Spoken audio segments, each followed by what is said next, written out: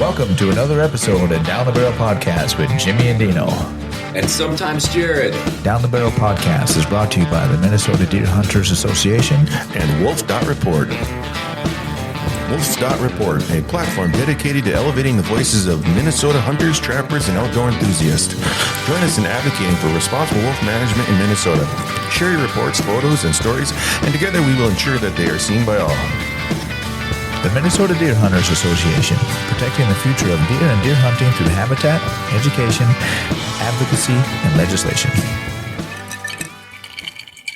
All right, welcome back to Down the Barrel. Tonight we are here with Matt Upgren, self-described wood tick from northern Minnesota. Mm-hmm. I love it. Yeah, what's that about, Matt? Yeah, no, it's well, anyone, growing up in northern Minnesota, it's kind of hard to get away from that, but, I sort of lean into it and embrace it. It fits, I think. Right? For sure. So northern Minnesota, it says, big woods whitetails. So what kind of the general area you're at, Yeah. Elkonian.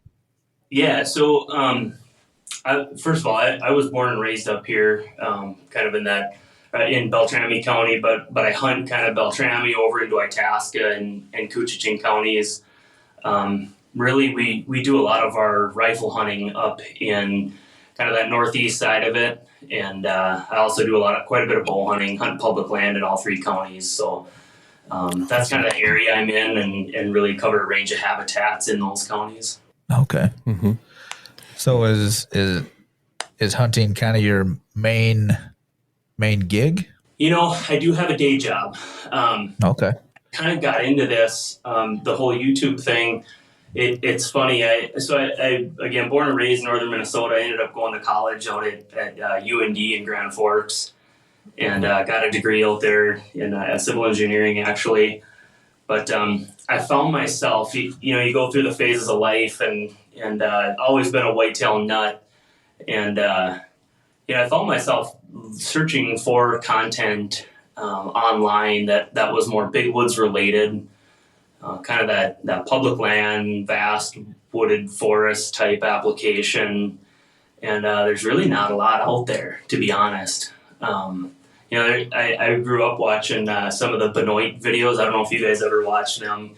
And I found myself watching it just because of the terrain they hunt is really similar. They're out in the East Coast area, but they're trackers, And so I searched and got married, had kids, and I find myself looking for more content, big woods related, and I was so ate up with it and so into it myself. I thought, well, why don't I just create my own YouTube channel, and get into this, and so that's kind of what led me here today, or how I got here today, I guess. Yeah. So what year did you start your YouTube channel? That was in, January of 2022. So 2-3 years ago now. Okay. And that's called Northern Forest Whitetail, correct? Yep, that's correct. All right. Yeah, it looks like you've got quite a few subscribers, just a hair over Down the Barrel. Oh gosh, yeah. I mean, just a hair. But no, I watched a few of the videos, and what I think is cool is, like you said, it's public land. There's not too many YouTubers hunting videos out there where it's public land. Mm-hmm. It's a lot of private stuff, and so I think that's really unique for what you do. Yeah, I really like the kind of do-it-yourself videos you make, like the crimper and whatnot. That was pretty cool. Yeah. So for folks listening, I built a DIY roller crimper, ATV roller crimper. Yeah, I've kind of dabbled in a range of things. So the bulk of the hunting I do is public land hunting, whether that be with my bow or a rifle. But I do own a little bit of private land. My wife and I, we saved our nickels and pennies and were able to buy a 20-acre piece. So I do dabble in a little bit of food plotting as well. And yeah, I've tried a number of things. I'm glad you saw the roller crimper video. I was kind of proud of that. I still have it. Yeah. It works great. And she held up. Yeah, no doubt.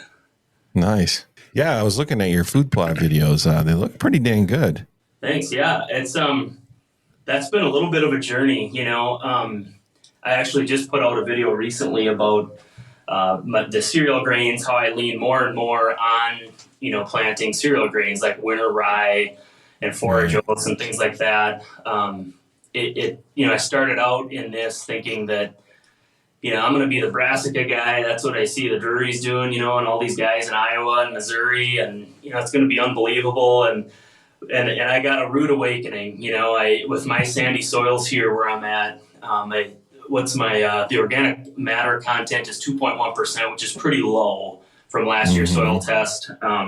pH was okay at about 5.9, a little low, but there's only so much you can do, and we don't get that rain in August. So I find myself really leaning more on those cereal grains, the winter rye. I mean, the stuff is just, it's just a bulletproof food plot. The deer can wait on it with browse pressure. It grows easy. If I can get it to grow, anybody can, right? So it's been fun though. So when did you see the deer really start to hit it hard this year? Where I'm at with our little piece of private land, I really start to see really what I would call kind of a parabolic growth rate of use into late August into early September, where the deer just really flock to it. There's higher deer numbers here where my home is than, say, up in northern Itasca or Koochiching counties. The densities are extremely low up there. We're on public ground over there, totally different deal. But around here, I see them come on early. And the thing to keep in mind, though, is I've got almost no competition where I'm at, which is nice. The bar is set very low in my neighborhood. If I had a guy with a soybean, if there's a quarter acre or a quarter section of soybeans next to me, they probably wouldn't be hitting the rye as much in late August, right?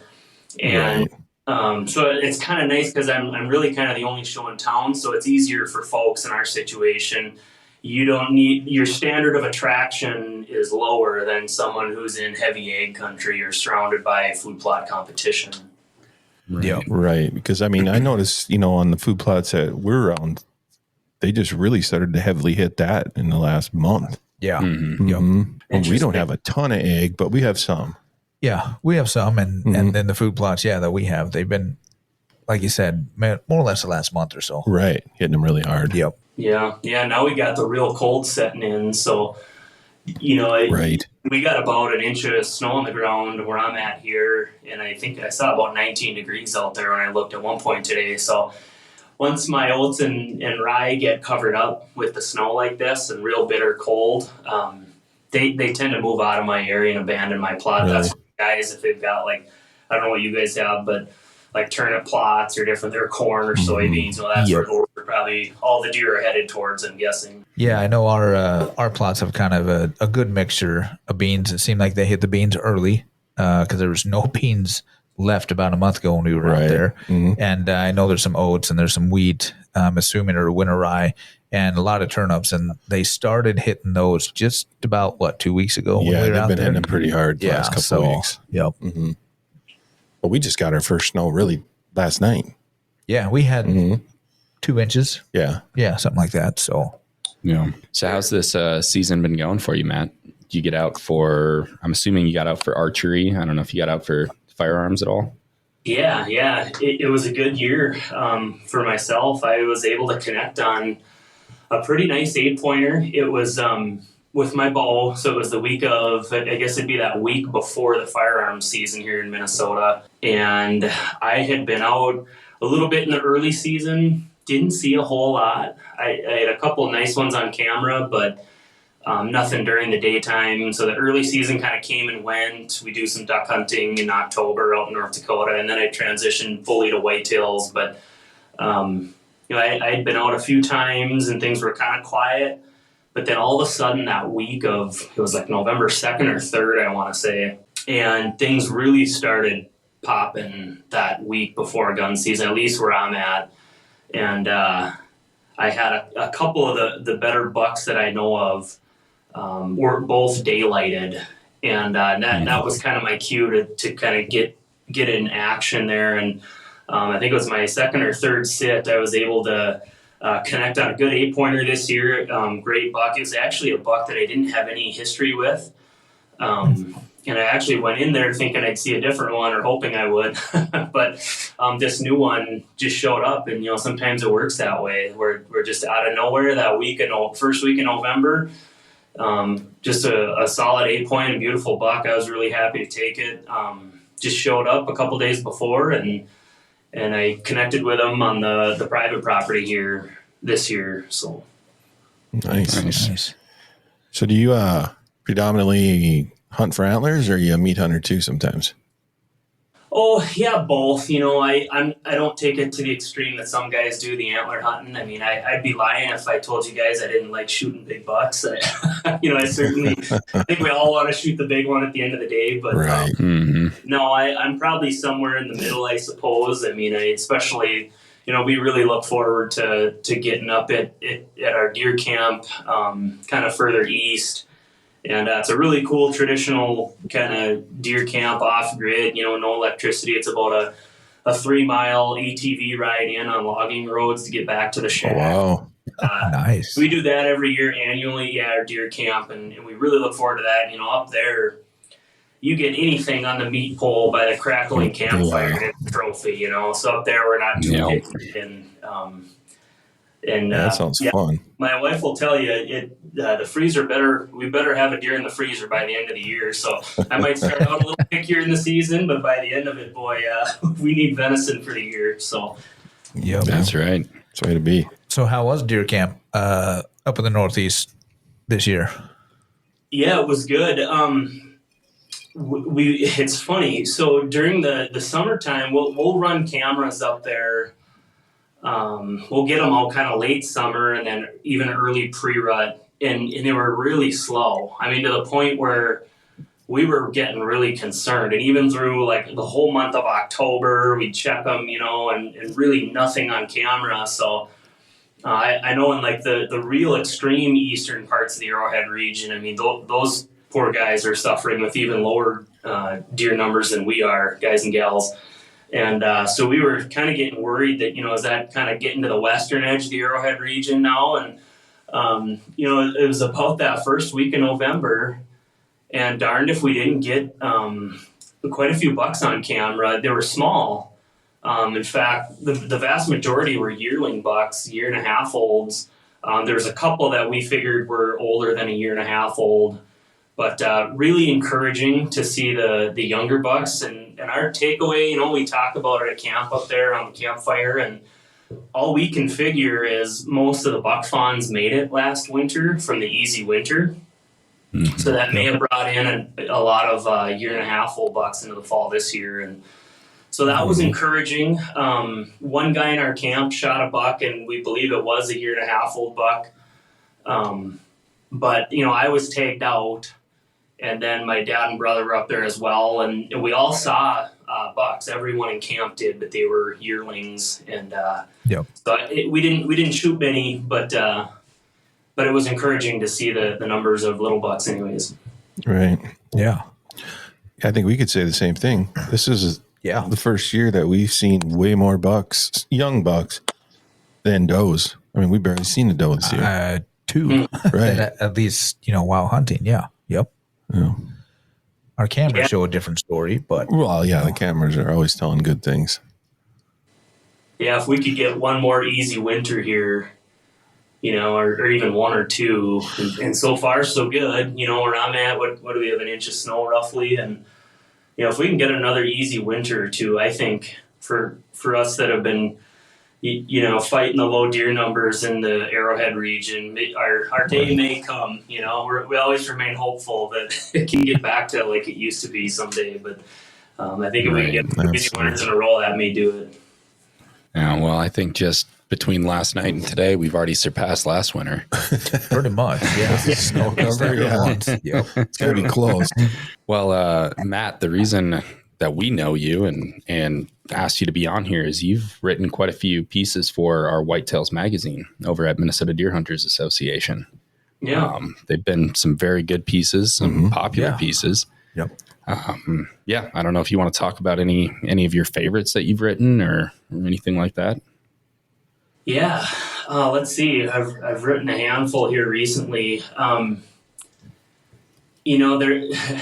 something about the Northland, the North Woods has always kind of drawn me back. And after many years of kind of, I don't know, even as whitetail hunters, there's different pressures that kind of push us and pull on us. And, one, being a young man, maybe you guys have been there, but it can be tough, hunting in Northeast Minnesota or the North Woods or anywhere in Minnesota for that matter when the age of social media where we see your buddies posting pictures of big bucks and there's high deer densities around the state and low deer densities and it's never an equal balance, so you go through life and there's kind of these pressures and different things pulling at you and at the end of the day it's been really important, I think, for myself, and I consider myself lucky that we've had this camp up in northeastern Minnesota.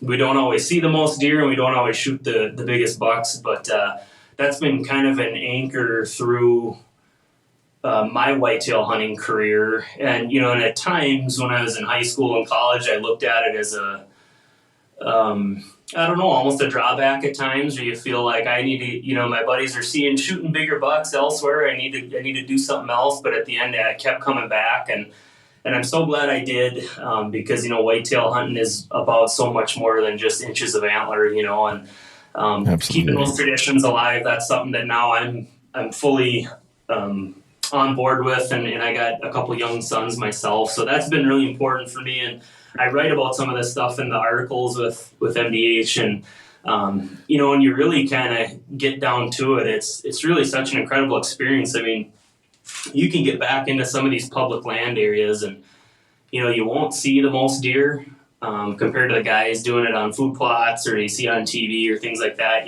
but you got these areas to yourself in a lot of cases. I talk about the swamp islands. That's one of my favorite things to hunt. Yep. Up here in northern Minnesota, we got a lot of them on public land, even on private land. And I absolutely love using those swamp islands as a funneling feature in the real kind of big, vast wooded regions of public land with low hunter density and low deer density. They're a funneling feature, between I use the examples of there's a lot of logging clear cuts, right? Say a 3, 4, 5-year-old logging cut that's full of rubs or droppings or trails, maybe separated by a swamp and then going into another clear cut over here. That's the kind of stuff we're looking for on public land. And then that swamp island can just create that stepping stone to get from clear cut to clear cut. I call them doe zones. You can call them anything you want. Just areas of deer activity. And, so it's a funneling feature in those low deer density areas. And then even in the more heavily hunted areas, like closer to home here where there's real high hunter pressure and more urban or populated areas, they act as that refuge and safety for mature bucks. A lot of humans don't want to go to them. So I've written articles about the swamp islands and I talk about, barriers to access to other hunters. And, there'll probably come a day where I can't get out to some of these spots. But right now, as long as I got good health and Lord willing, I'll keep getting out to them. But that's one of my favorite, things to do on public land is get out on those swamp islands, especially when they're adjacent to some sort of draw for the deer, again, in those more populated areas with humans and deer densities. It might be a private ag field over here on the private land, but I'm back on the public. And this is where those mature bucks want to be anyways, those 4 or 5-year-old bucks. They don't want to be up where the cars and houses and four-wheeler trails are around the cornfield. They're going to be bedding back here on the public, in the super, super thick cover, alder swamps, things like that. So that's kind of my bread and butter with, what I'm looking for on public land. And, it's served me well. Right. So when you're hitting those swamp islands and those hard to get spots, what are you carrying on your back for a stand? Or have you been switched to a saddle? If the public land allows it, the stand will already be there overnight. I know some areas like walk-in or different, depends on the designation of the public land. You can't leave stuff out overnight, but I would be using a hang-on in those instances where you got to pack it in. But, I bring a lot of gearing with me. I feel like it's too much, and every year I say I'm going to cut down on it, but it seems like I can't get that pack any smaller. But, when you're hiking in, I don't know, 3/4 of a mile in the dark. I sweat profusely. So I don't know if it's just me or if everyone has this problem. Oh, no. But so I got everything in a big pack on my back, and I got my bow or my rifle, and we're going in long underwear or, maybe, or else I'll have like a shell, like a bib shell kind of a thing if there's snow or wet grass you're walking through. But so I got all my clothes on my back in a pack, and seat cushion, everything, So I'm going in pretty heavy on those hunts. And do you sit all day? I used to do more of that. This year I did not do one. I take that back. The day I shot my buck, I was going to be an all-day sit, but I ended up shooting it a couple hours before dark. But I don't do it as much as I used to, but I used to do it quite a bit. It just gets to be a lot, and I do always try to sit through that 1 p.m. hour. I'll go dark till 1 p.m. because I've gotten some of my biggest daylight buck photos at that noon and 12:30 time frame. Really? First week of November. Yeah, I know. Actually, speaking of sweating, I mean, I get 30 yards from the truck and I'm sweating. I gotta start carrying my clothes on my back and really just go with my BVDs and boots. Is what I'm thinking from now on. Dean gets one foot out of his bed and grabs his second donut and is sweating. I sweat just put my socks on. Oh gosh, True story. That is true. I'm not lying. So. You hunt all aspects. What do you prefer? Do you prefer bow hunting or rifle? Muzzleloader? Boy, that's a good question. I never pondered that. Or is it more just opportunity? What, when you have the time? All of the above? Yeah, all the above. I'll never give up rifle hunting. It seems like some guys kind of graduate into bow only or whatever. You watch some of the guys on the Outdoor Channel, but I don't think that'll ever be me. I love rifle hunting, and at our camp up there, I just, there's something about it, knowing you can make a clean and quick kill with that rifle. You can with your bow too. It's just you got to have them within 30 yards. Right. I'd say all the above, but bow and rifle being my two favorite. Oh yeah. What's your go-to caliber? I am shooting a 270 now, and I actually, boy, I almost made a video on this, but the last year I was like, I need to upgrade my rifle, and so I did a total deep dive into calibers and ballistics, and I was like, for northern Minnesota, how far are we really shooting? 150 yards in the woods, maybe. I was like, I need to get a 30-06. And so I had my heart set on a 30-06. I was going to buy. CVA got into the centerfire rifle game recently. Yeah. And they built an incredible model, the Cascade. If you guys are interested or anyone listening is thinking about upgrading your rifle, look into the Cascade. For the dollars, it's an incredible value. The Bergara barrels and just everything. And I bought one. So I was going to go 30-06. And because I was like, it's a little larger diameter, it'll punch a little bigger hole through the deer and bleed them out faster. They should tip over sooner.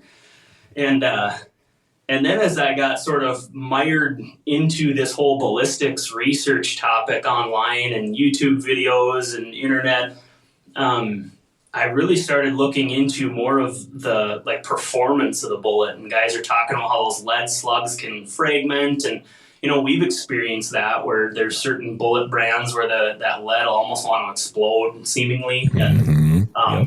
So then I got kind of hooked on this concept of copper. And I don't know if this is a controversial topic. We don't have to go here or not. But I'll just say I got convinced through my research that copper was a good way to go for ballistics reasons, not for save the planet reasons, but maybe for that too. I don't know.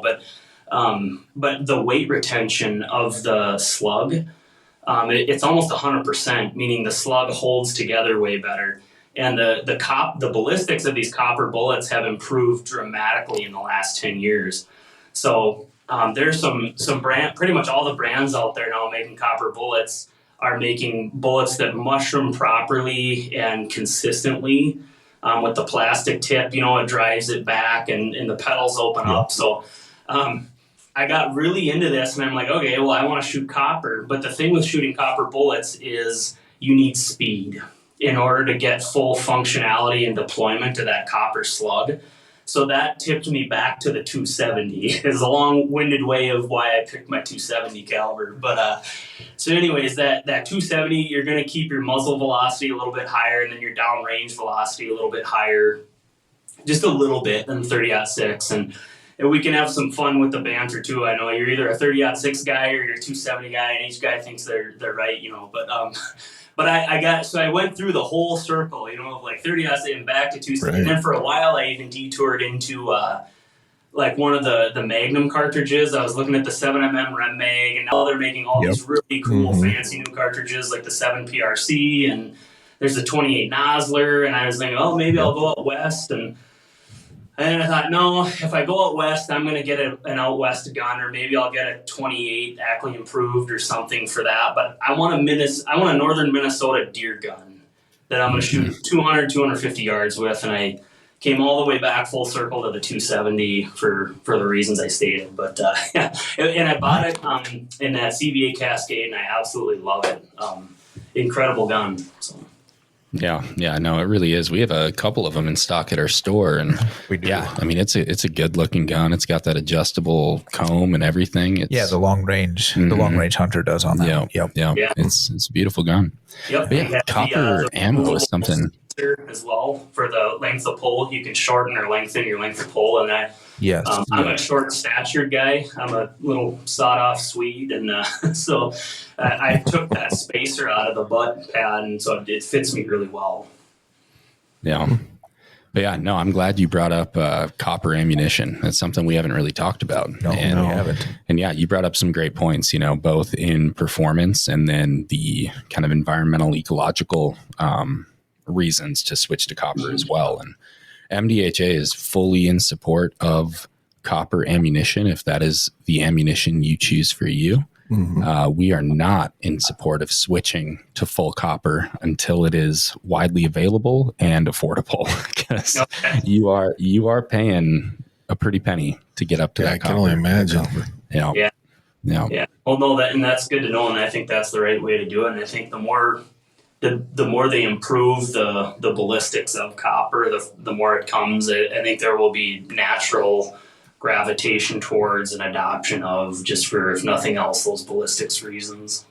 Yeah, absolutely. You know, and you bring up 270, and then, you know, going out west, hunting and whatnot. Well, that 270 is a hell of a round to be able, you know, you've got different, you know, grains that you can get. And I know a lot of guys that, you know, in Minnesota, they'll hunt with the 130 or 150 grain, but then you go out west, you know, they're going to be pushing 180, you know, and more with it. So that 270, it's a good caliber for that.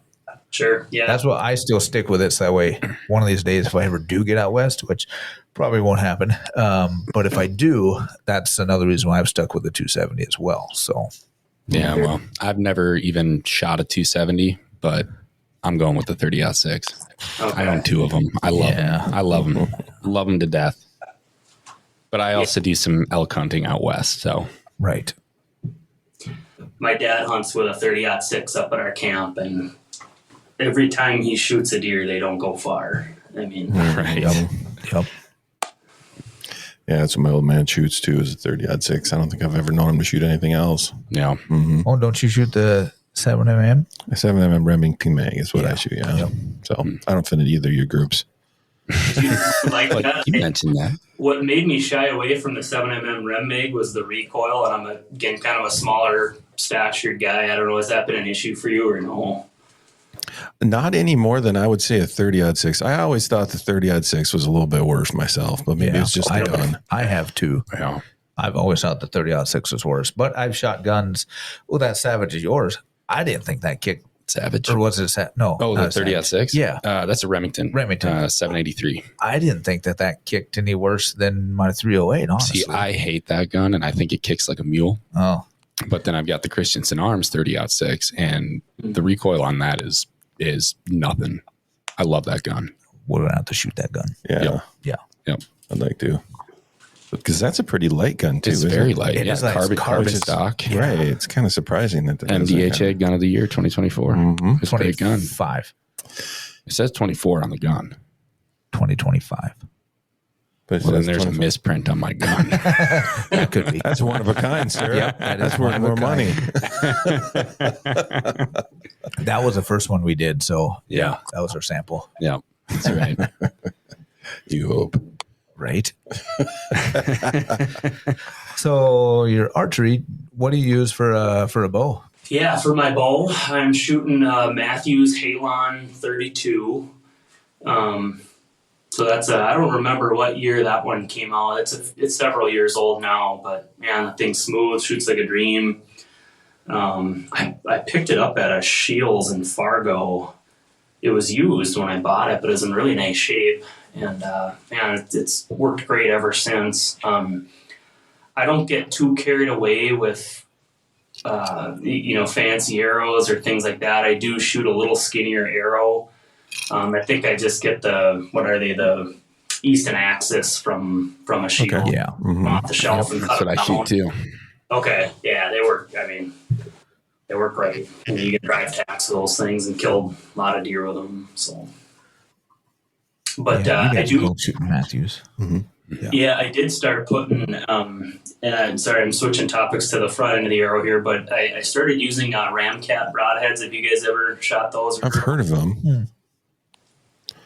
I did a side by side comparison one summer because you know what I mean. You know, we get so wound up about broadhead sharpness or blade diameter this or arrow that, and in my mind, like none of that stuff matters unless it's accurate. Like you got to hit where you're aiming, otherwise expandable, fixed blade, all that stuff comes second in my mind, my simple mind. And so one summer I did a side by side comparison of I said I'm going to bite the bullet and open a pack of these Ramcat broadheads, some Muzzy Trocars and some Slick Tricks, and just waste one of the broadheads from each pack and just shoot them over and over and try to see which one I think is the most accurate.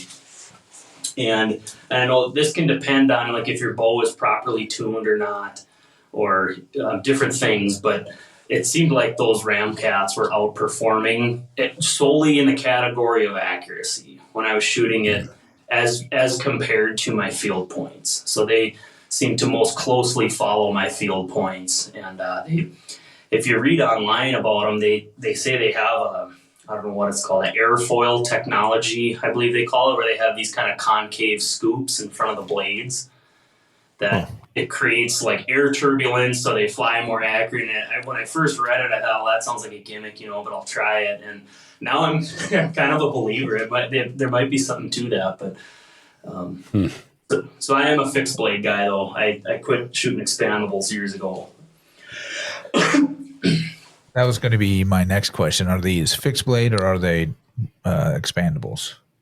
Yeah, I just used to shoot Rage years ago, and again with a shorter draw length, you're shooting a little slower arrow, and it seems like those Rage 2 blades and things, you really need power and speed behind that arrow to drive them through the deer, and so I switched to fixed blades years ago, and I've never looked back. And not that I know a lot of guys that are on the other side of it, and they only shoot expandables, and they think I'm crazy, and so I'm not saying I'm right. This seems to work for me. I just like that contact. You're slicing meat instantly when that thing hits the deer. So right. And it's the whole package. It's the bow, it's the arrow, it's the broadhead, and when you find what works for you, like you said, there's no turning back. Stick with it. That's right. Yeah. Yeah, I've always shot fixed blade, but I recently switched to some expandables, and just because I found better accuracy with my expandables. Yep. I do have a mix now, but it's tough. I find it tough to find a fixed blade that flies as good as I'd like it to. Right. Yeah. Mm-hmm. Yeah. I've never shot a Ramcat, but I'm using the Rage hypodermics, and just like you said, they seem to match my field tips the best. Right. Okay. Yeah.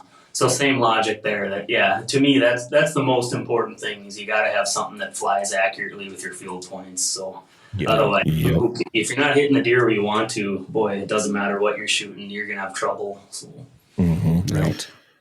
So yeah, and I think it's very important to just shoot your broadheads, your real broadheads, not those practice points. Yes. You have to shoot them, otherwise you have no idea where that arrow is going to go. Exactly. And that's what I found too, is a lot of people will, you'll sight in your bow, you'll get really good with your field points. You switch to your broadheads and you're pretty good at 20, 30 yards and you think you're good, right? Yep. But they're going to react so different for those 40, 50 yard shots, you know? So get out there and practice. Oh, for sure. 100%. With your actual setup. Right. Crawl up in a deer stand on the edge of your yard. If you can, tip up a ladder stand or something to practice out of. That's important too. Yeah. Yeah, that's what I used to do. I had just a portable about, 2 feet off the ground just for that reason. And then I put up another portable probably about 18, 20 feet just to get the angles right and everything and practice out of a tree. And then when I got my saddle, same thing, 2 feet off the ground. And then I would climb up, close to where my normal hunting would be, 8 feet, 12 to, that 12 to 15. That's just as far as I go in my tree without cutting a whole bunch of branches. And that was the key is, just to get, used to it and how you shoot, because every stand is just a little bit different. Every platform is different. I know I really started switching. My last portable was a Hawk Helium. Yeah. And it had a little bit smaller platform than I think it was Guide Series or something. So it's just getting used to that platform and, where to put your feet and everything like that, how to stand up, different seats. I've hunted that. I like the Millennium stands, but their seats are so comfortable but they're so big that you have to stand up and scoot back, although they have a huge platform, but it's just a different way of shooting out of them. So and that's what you got to do is I just don't think there's enough people that practice enough out of them. Right. Well, and I feel like, I'm beating a dead horse here, but we all kind of are, practice is so important. Yeah. And that practice that you're doing in August in your t-shirt is a lot different than the shot you're making in December in your, what's the thing? I have the, one in the bag or half in the bag. Yeah. It's a lot different. You got layers on, you got to practice and what you're going to wear. I experienced that at Camp Ripley, like our third year. We had a cold snap.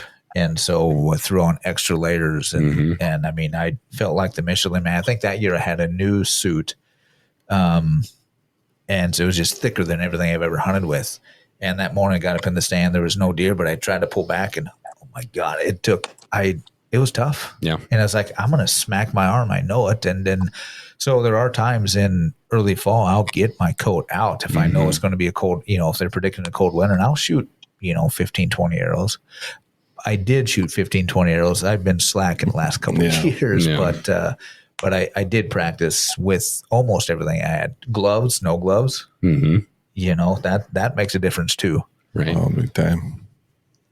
I thought about trying to practice with a real light glove on because I don't know if it's as I get older, if it's always been this way, but there's those instances where you see a doe or something and it's bitter cold out and you got to grab your bow. And it's a real problem, honestly. You got a bare hand exposed in the cold, and it's 19 degrees out or something, and you're waiting, seeing if there's a buck coming, or maybe they're milling around. And so that's one thing I have thought about doing is wearing a real light glove and practicing with it, because it's just been my setup is I'll have like the hand muff clipped on, or I'll put my hands in with a couple of hand warmers in there, which works great. But the minute you grab that bow, that's a business idea for someone I thought of. If you could figure out like a stabilizer you screw in with like a button that like warms the bow limb or something. There you go. Stick like hand warmer, man, I would love that because your hand is numb within 30 seconds or so. Your fingers. Oh, for sure, right? For sure. Anyways, that can't be hit that hard to do. Just a heated bow grip. The problem is they have to be thick. Unless you can do a thin one. Well, you can do a thin one, but run a wire through the whole thing. Battery would be the weight. Yeah. Run it through your stabilizer. The batteries are in the stabilizer. Boom. And there then you go. And then you've got the heated, and it just has to be that thin little pad. Yep. There. Yep. It'd be like, there you go. like the heated handlebars on your wheeler, you just press the Right. Yeah. Right. something like that on the end of the stabilizer. Yeah. There you guys go. I love it. Yeah. Yeah. Well, other than heated grips on a bow, if you could wave your magic wand and change or enhance, improve one thing about deer hunting in the state of Minnesota, what would that be? Oh man, to improve it. We're lucky to live in this state and have the opportunity. Amen. So I almost hate Absolutely. to even. I don't want to sound like I'm going to complain in any way, because we really can't. But I guess then maybe this is kind of a cop out, but just seeing more deer, if there's a way to see more bucks, right? But and everyone wants that, right? But Right. that would be one thing. But we're so lucky to be where we are here. If you really think about it, I mean, we regularly have 4 bucks get to 4 and 5 years old. Yeah. I think I would love it if we could do something for the guys and gals grinding away up in that real extreme northeast up in the Arrowhead region. Deer numbers wise, I think those folks have been through kind of a rough patch here with just overall numbers. So that's one thing that I think would really help the traditions and camps up there. So that is one thing. But statewide, we have the opportunity to hunt 4+ year old bucks. And again, they're not common. They're not all over the place, but they do exist. You go to like a Pennsylvania or a Michigan, and those hunters over there are in a whole different ball game where they're really small parcel size, really high hunter numbers. I mean, they're hunting 2 and maybe 3-year-old bucks in general. Whereas here in Minnesota, we have the top of our age triangle is much taller than that, and so I'm really grateful for that. But up in that extreme northeast, that's if there's one thing that's where I think we need some attention and focus. Yeah. What do you think could be done up there to improve their deer herd numbers? And maybe it's controversial, but and I don't know where you guys want to go with this, but maybe a few less wolves. And I don't know if I dare say that, but I just said it. But You can say it. You can say okay. it. I am so offended, Matt. That's one of these, kind of emotional topics that is. It's kind of divisive, unfortunately. But unfortunately, in my mind, we should be following the science, and that is that the wolves have recovered. We're past the recovery goal, and they should be managed, and certainly not eradicated. Nobody's calling for that. Right. But managed responsibly, and I think they can be, and I think that would help.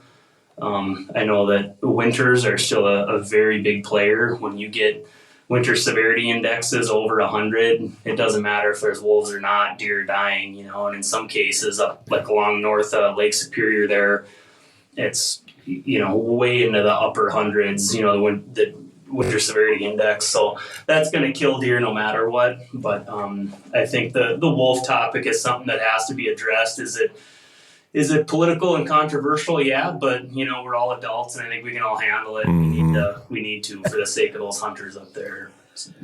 Yeah. Well, Matt, that was probably the best answer I could have hoped for. I couldn't have said it better myself. And I love that you talked about how truly blessed we are to live in the state of Minnesota and have Minnesota deer hunting. I mean, I've done most of my big game hunting out in Colorado, and it was all lottery, and you have to enter this lottery and wait a couple months and fingers crossed that you get to hunt this year.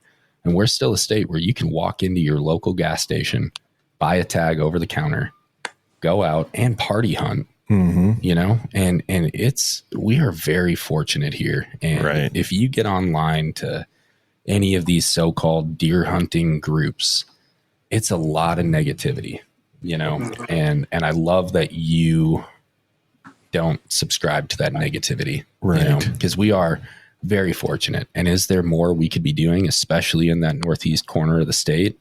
Absolutely. And I think you hit the nail on the head. We need some more nice light winters for the deer, but we also need wolf management back in the state of Minnesota. Right. And I think that's responsible wolf management. You know, and that's something that we've always advocated for, and we're going to continue to advocate for. And it's not going to be solved overnight, but we're going to keep working hard. Absolutely. No, I appreciate that. Yeah, I know you guys have been putting in a lot of work towards that, and yeah. No, that's just it. And you touch on a lot of negativity online and things, and I scratch my head sometimes and wonder why do we do that to ourselves, you know, as hunters. And exactly. That's right. Anyways, but you got to try to stay positive and you can focus on all the bad, but yeah, just like we said, I mean, we are lucky here. I've gotten to meet people from out east, and they would die to have what we have for whitetail opportunities here in Minnesota. So, and like you say, party hunting. I mean, that's another really unique thing that I know a lot of people that have taken advantage of that, and a lot of the camps up in north central, northeastern Minnesota. That's a dyed in the wool tradition of, you know, helping each other and hunting together, and right. An important part of that whole deer camp culture up here. So. Yeah, I agree 100%. So, what do you feel about another controversial issue is CWD? Yeah, CWD. Boy, I don't like it. I sure hope it doesn't.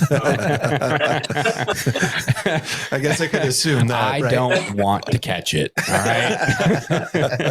You know, yeah, we're laughing about it, but it's very concerning. Yeah. You know, and we had that positive not far a couple of years ago on wild deer. And then in part of one of the areas I hunt, they actually have the mandatory testing now for rifle season. And I think that's good. I was really pleased to see that, you know, when we did get a couple of positives, and I guess I can't speak for southern, like southeastern Minnesota. You guys probably know more about this than I do, but I was happy that we didn't go in and try to completely eradicate the deer in the entire county.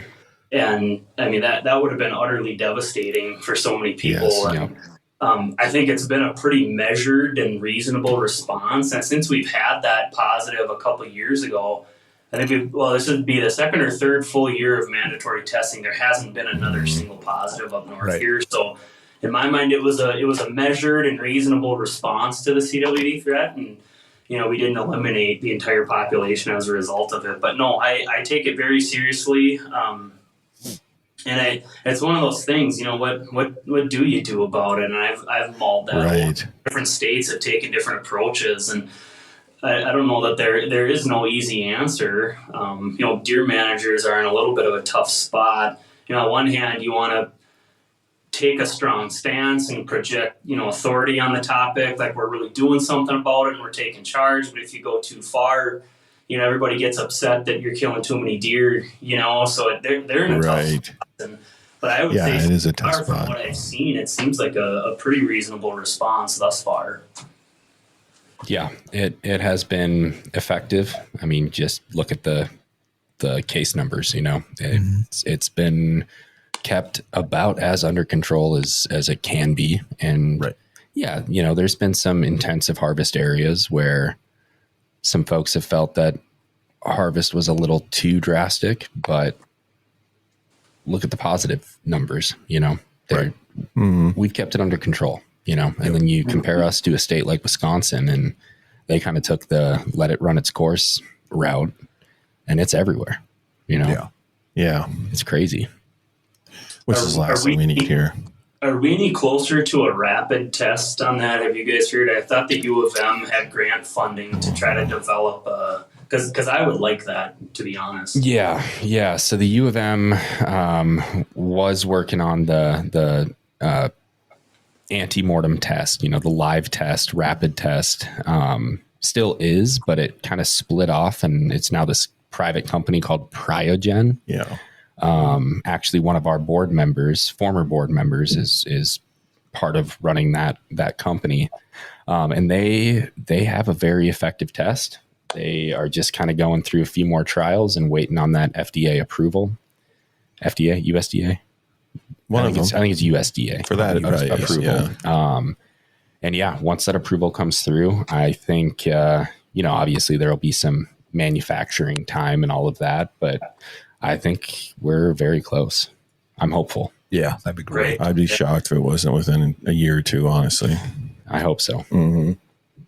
That's great. Yeah. No, we eat a lot of venison throughout the year, and it would be nice if you could test your deer. It'd be a peace of mind thing. Yeah, It would. And yeah. I think they said you could test the meat even, right? Yeah, there's a tissue sample. Right, Even a just live anywhere, live really. tissue sample. Right. Yeah, you just take a piece of any muscle. Mm-hmm. Yep. So very hopeful. But yeah, back to kind of the traditions of deer camp. How great was it to harvest a deer and have the tenderloins that night? And I personally don't do that anymore. I wait for my CWD test to come back. I do. I don't. You don't? No. Yeah. I take mine to a processor, so. Right. Can you stop walking in circles and sit back down? We're having a conversation here. Right. No. I mean, I haven't seen any of my deer doing weird things out at my place, so Right. I feel pretty safe. Yeah. Yep, I do too. And to this day, there's still hasn't. Oh, we lost Matt again. Damn it. Fuck you, Matt. Oh, his sound is still working. I heard that. Yeah, I don't know what's going on because there's like no warnings, no nothing. He's just fucking Could gone. be his router. Could be. Of course, we're getting pretty close. Yeah, we got. Yo. We're almost to an hour. Oh, So you guys can't hear me. That's enough ice. Get out of here. Grab that one. You grab that one. There he is. You guys got me? We lost you again in the heartbeat. You were gone. I fixed my head. I'm back now, though. Yes. Yes. Yeah, you're back. Can you see us? I can see you guys. Yep, I got audio. Okay. What were we talking about? Traditions of deer hunting. I think yeah, I do a processor. How I wait for that test result to come back before. I've got young kids. I get it. I mean, I get it. But I mean, there's no proof that it actually transfers to humans. Never right? been a case of it transferring to humans. No. Right. But that doesn't mean it couldn't happen. You know? Well, I think because of the work that Minnesota is doing, we're definitely pushing back against that happening. Right. Right. I mean, just because the cases in our area, because we are in a CWD zone, have not increased. Right. I think what they find 2 deer total so far. I want to say it's only been 2 since. I think so. I haven't heard anything this year. I think it's just been the Nothing 2. yet. Yeah. Mm-hmm. And I get a lot of flack for saying this, but the expert in the state of Minnesota is Dr. Osterholm, and he has said that it's not impossible for CWD to jump to humans, right? And I have said that on the record, and therefore I'm, anti-science or whatever, because I'm saying this because science is supposed to be repeatable, right? Right. But if you look at the science, we're not talking about repeatable in that CWD has jumped to humans, so now it could again. Right. We're talking about how diseases spread, and diseases have been have in the past been not detected in humans, not transferred to humans, and then one day there's some variant, and they can transfer to humans. So that is repeatable, right? So what Dr. Osterholm is saying, and what I am saying, is that we cannot ignore the fact that it's a possibility. Right. Right. Mm-hmm. And so we should do our due diligence. We should take every precaution we can. We should try to mitigate the disease where we can and hopefully prevent that from ever happening. I'm not saying it will. I'm hoping it doesn't. Right. But let's Absolutely. take our precautions now while we still can. Mm-hmm. Is that why you haven't got a deer yet? Precautions. That is a low blow. Definitely precautions. No, I have not gotten a deer because of lack of precautions that have led to 3 small children. True story. That have kept me out of the stand. I've spent a full, probably 2 days cumulatively in the stand. Yeah. But that'll change come muzzleloader here. Right. Yeah. Looking forward to that too. Do you muzzleload at all, Matt? Or Yeah,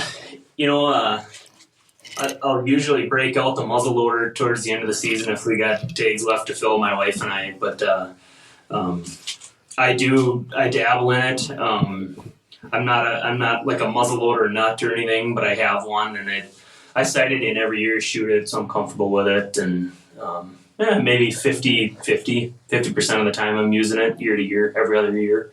So. Yeah. I've got the barrel for my pro hunter. I think I've actually hunted with it twice. I've shot it 20 times, but over the last 5-6 years, it's been sitting in the safe in the corner full of boar butter. I haven't even got it out. Last year I took my bow out. Yeah. And you were muzzleload hunting. Yep. And the last few years, I've just wanted, it's like, you know what? I got a bow tag. I want to use that. And then last year I got the crossbow. And so it's like, I got that archery tag. I want to use that. But if I were seeing them, a little bit further away all the time, then it would be like, okay, yep, let's break out the muzzleloader. But until then, I don't know. There's something about, using my archery equipment and getting a deer that way. Yeah. Although you've been really successful with your muzzleloader The last couple of years. It's just because the weather seems to be right in muzzleloader season anymore. Yeah. Just too dang warm during the rifle season. And I mean, like last night, for example, our first snow, end of the season, rifle season. Yeah. So muzzleloaders season's looking better to me. Right. Yeah. Temps are going to drop, and come Saturday, I'm gonna try to be out there. Oh yeah, me too. The kids stay healthy for more than 5 minutes. Right. That'd be nice. Right. You need to just tell. I'm assuming you're married, but so I have 3 little kids and another one on the way actually. But you just got to tell your wife, like, I'm gonna take you out to dinner, and I'm gonna do all the dishes and take care of the kids for like the next 3 nights in a row if you let me go hunting for these next 3 nights in a row. And that's right. Real strategy there. Get the wallet out, take her out to dinner or something. There you go. Yeah, Jared. Either that, or you can write him a letter that tells him that he can give his wife, and it'd be perfect. Yeah. Matt says I need to do this. Or just, you know what, Matt, just send me like a Google Calendar invite for a super important meeting that I cannot miss. It's a 3-day conference at Upgren Studios. No, it's a 3-day conference with Northern Forest Whitetail, and I've got to be there. Sorry. Yep, it's very important. There you go. We can help you out. Yeah, get you out there. But no, I had a horrible thing. Speaking, you brought up muzzleloaders. The inside of my barrel completely rusted last winter. Yeah, that'll happen. I couldn't believe it, and I tried a bunch of stuff to get rid of it. And you go online, and it's funny. Everyone's got their own little ways of doing things, and you'll read this thread, and it's like, oh, you got to use Windex and some other thing, household cleaner, and that's the only way to go. And then you'll talk to someone else, and board butter is what you need. Then you go to the next one. It's like, board butter stuff sticks to it, so you don't want that. So I tried a whole bunch of different things, cleaning the inside of my muzzleloader barrel. Let it sit for a couple of weeks. It rusted again. Yeah. And it wasn't until at one point I ended up with the garden hose, running the garden hose down the inside of the barrel because there was like built up gunpowder I was reading, but I wouldn't recommend that for viewers at home. That's a wise choice. But I ended up just using some like Hops No. 9 bore cleaner, and that did it for me. I tried the fanciest like solvents and everything, and then it ended up being like the cheapo Hops No. 9. Right. It's been around forever. Yeah. No, I've used that bore blaster. Yeah. Like aerosol can. That works pretty well. But the number one, 100% of the time it gets the rust out of your barrel. Okay. Throw your muzzleloader away. Buy a new CVA Optima. There's no rust on it. I'm going to check that out when I get home because I have the same gun. This entire episode is turning into an advertisement for CVA. Right. Because that's the same gun I have is CVA. Yeah. I bet I know a guy that can, hook you up with a CVA. That's right. We got them in stock. Right. I think I bought the last camo though. So we just got the black. Yeah, we just got the black right now. The others were out of stock the other day. That's because everybody threw their rusty one out and bought a new one. Right. I've had to do that. Probably. Yeah, he has. I forget to clean them for a year at a time after I hunt with them. And I pay for it. CVA doesn't rust as bad as that other one did, though. Yeah. No. Yeah, but I'll find out when I look at it. I bought an old Thompson Center. I don't think they even make those anymore, do they? They do not. Thompson Center went out of business. Was it just before COVID or right at COVID? Who bought them? Yeah, somebody just bought them. Well, right now, No, Smith & Wesson. Smith & Wesson. Yep. Yeah. Because the last Compass, the TC Compass that I had in stock was stamped Smith & Wesson on it. And then, so Smith & Wesson bought them when they closed down, kept all their stuff. But now there's a exec from Smith & Wesson that's trying to bring them back. So you see a few things here and there. Last I heard, they wanted to be back in stock or at least a few models by 2024 fall season, but I haven't seen a whole lot yet. So I've seen gun cases. That's what I've seen. Yeah, I guess that's a start. Yeah. So hopefully coming, sometime in 2025. So you think they'll make more barrels for them? They still have a bunch of barrels. See, the funny thing is they had all this old stock. Oh. So I think that's what they were going to try. They had that whole video. They were going to try to push all that old stock out, but I don't know what all happened. And they were taking it back to wherever the original plant was as well. Mm-hmm.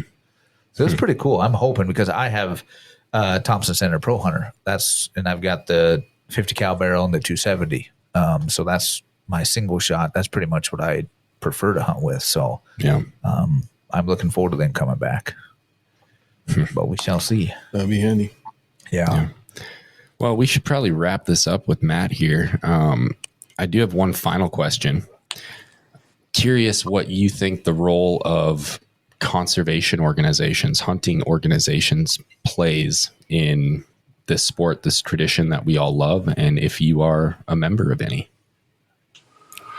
Yeah. I end up, when I do, or my memberships are with more of the waterfall related groups. Not that I probably should be with other more whitetail related, but I think that, as far as conservation in the state goes, I think we've done a very good job. There's a lot of work yet to do. One conundrum that I've scratched my head over a little bit is, I guess there's two of them. There's the whole recruitment topic of Minnesota's trying to do the R3 campaign, or maybe I said that slightly wrong, but there's that kind of conundrum that needs to be solved. But then also just the hunting opportunities, and I think I might have gotten somewhere on it. As far as we keep hearing that hunter numbers are down. We're struggling to recruit. License sales are going down, whether that be waterfall or whitetails. And then you go on the public lands and it's like the busiest they've ever been. Or it's like I see more people, it seems like, than ever. And I've always scratched my head and thought, what's going on here? And part of it might be, a generation ago, my dad and some of my buddies' dads, like in West Central Minnesota and Otter Tail County, they'll tell stories about how, back in the day, you could hunt anybody's property. Like if Farmer Joe down the road had an 80 with some hay fields, we all as kids growing up, in the whatever it would have been the 60s or 70s, you could go hunt that hay field and he didn't care. And I think that's changed now. Everything's posted really tight, and I'm guilty of that. I post my land. So to me, I think that's part of what's going on, why our public lands feel as crowded as they've ever been, but yet we keep hearing that hunting is in decline. So that might be what's going on. There's just overall loss of access. So that's a tough mountain to climb. I mean, how do you solve that? You don't want everything to be public. I like private land ownership. I think that's important. Right. And so that's a tough hill to climb there. And then with the recruitment topic, just really keeping it focused, less on the bragging board, less on the inches of antler, less on the social media in the individual, and more on the deer camp culture and ethos. And I think that's how you bring new hunters into the fold and keep them there, is when there's a fraternity and a culture of it that you're a part of, versus this is me on Facebook with my huge buck, And again, I'm guilty of all these things that I'm talking about, but this is just kind of what rattles around in my head, about how we try to solve some of the big topics we're faced with. So. Yeah. Yeah, and I think some of the social media hate has really probably turned a lot of people off and have allowed the non-hunters to grow more and more, because it seems like sometimes we're our own worst enemies when it comes to, I see people post, and they say, hey, this isn't my biggest buck. It's a nice 8-point basket 8, and they're proud of it. And then you get people that congratulate them, and then you get people that just tear them down. Yeah. That's why we don't have big bucks in Minnesota. That's why it's all you meat hunters. And it's like, why do we do that to each other? I saw one the other day that was a guy with the young guy, biggest smile on his face, and he's got a little fork, horn. But he said, this is my 3rd year hunting. Finally got my first buck. Could not be happier. And he just got shredded in the comments. And it's like, what have we become?